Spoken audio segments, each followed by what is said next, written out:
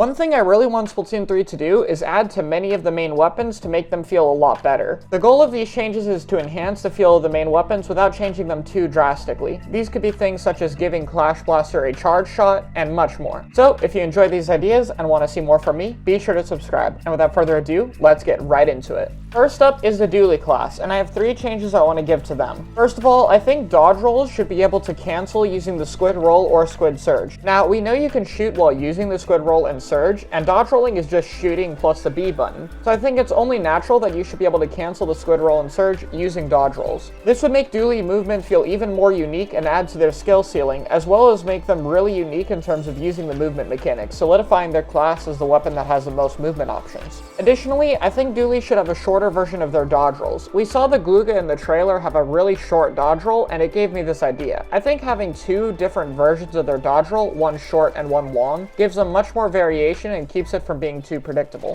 Finally, dodge rolling should have an ink resistance effect similar to when ink brush rolls, so you don't take too much damage, which is basically the big problem with it in Splatoon 2. Next up is the Dynamo, a weapon that's super susceptible to dying to bombs due to how slow it is, and I have a great solution for this. Dynamo should be able to cancel its flicks in Splatoon 3. Now, this wouldn't be instant, it would still have around 10 to 15 frames of ending lag, but in many cases this would be way shorter than the actual flicks themselves, especially for the vertical flick, which would be a huge quality of life buff for them. Also, the pain output of the horizontal flick should be way more consistent. There's no good reason for it to be this bad, and it would just make Dynamo a much better painter. Speaking of fixing slow weapons, let's take a look at Hydra. Now, Hydra's not in the worst spot, but it has such a hard time getting a charge off with how slow it is, so I want to make it a little bit easier for a Hydra to get a full charge. I think a good way of doing this is to have the charge itself be able to be stored.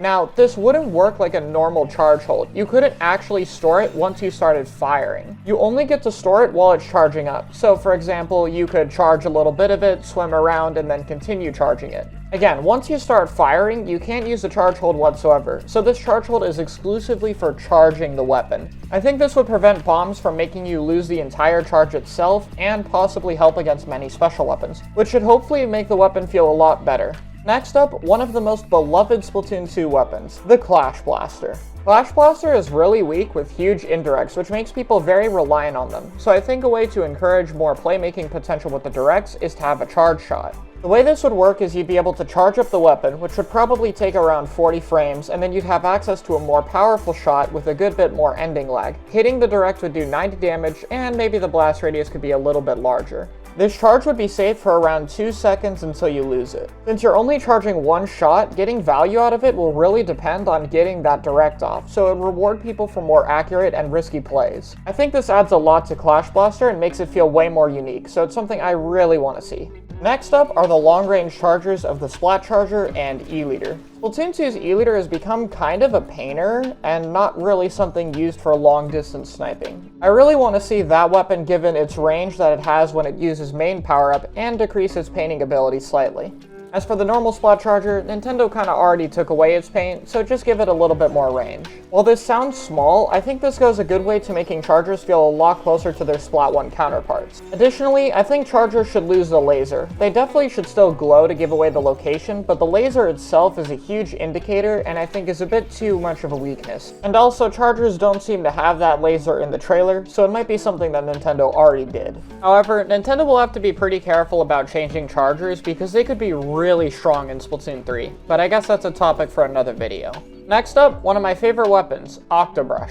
Now, in Splatoon 1, Octobrush used to be able to two-shot by running damage up and getting really close to your opponent, which rewarded players using it for spacing absolutely perfectly. Since you had to get right next to the target, it wasn't really broken and something only good players could abuse, since it was really easy to just walk backwards slightly and be outside of the two-shot range. However, Splatoon 2 drastically changed the weapon, removing its two-shot potential and increasing its range and painting capability. While the extra paint is enjoyable, I don't really like the rest of the changes to it. Octobrush was made an easier and more accessible weapon when that was never really a problem for it, while at the same time, the potential skill ceiling for the weapon was lowered. So I think they should bring back the two-shot. Again, you would have to be very close in order to get it, and slightly reduce the range of the weapon to make it balanced. It would just make the weapon feel way more fun, and I personally miss how it felt in Splatoon 1.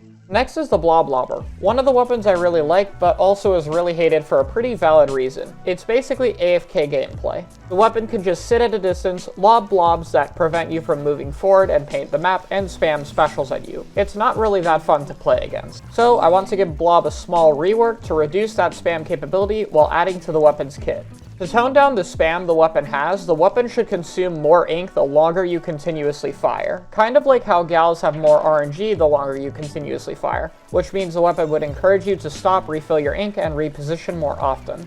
As compensation, Blob should have a lot better damage, increasing the damage from 30 to 32 for each blob. This increases its potential 3-shot, but also means the blob will have high bursts of damage. Since you can't fire as long, you basically get a window of time where you output a high amount of damage and walling out capabilities. At the same time, we'll also increase the shot velocity of the blobs by about 10% to make them a little bit faster. This new version of the blob is much more powerful, but with cooldowns in between each set of bursts that it can do. This adds a lot more skill to the weapon, as it's now about the player's timing to take advantage of when exactly it should be firing and where.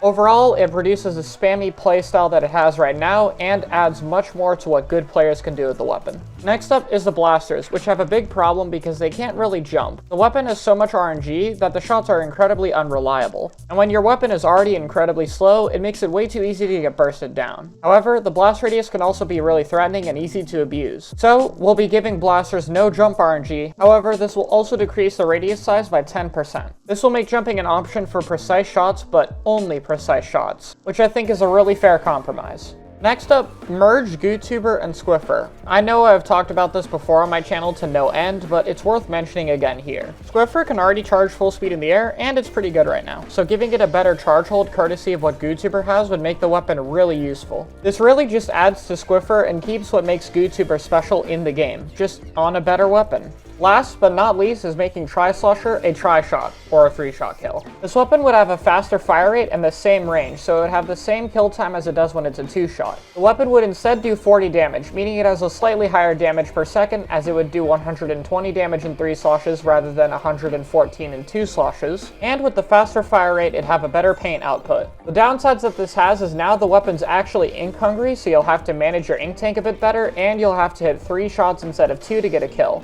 This should make Slosher a bit more unique from the other sloshers and give it more options while also requiring a bit more skill. And those are my ideas for improving main weapons in Splatoon 3. Again, these are major changes that try to add a lot to the weapon or rework it in a way that would make the weapon feel much more fun to play. Do you agree with my ideas, and what are some of your own? Be sure to let me know in the comments, and if you enjoyed this video and want to see more, be sure to hit that subscribe button. And with that all being said, have a great day.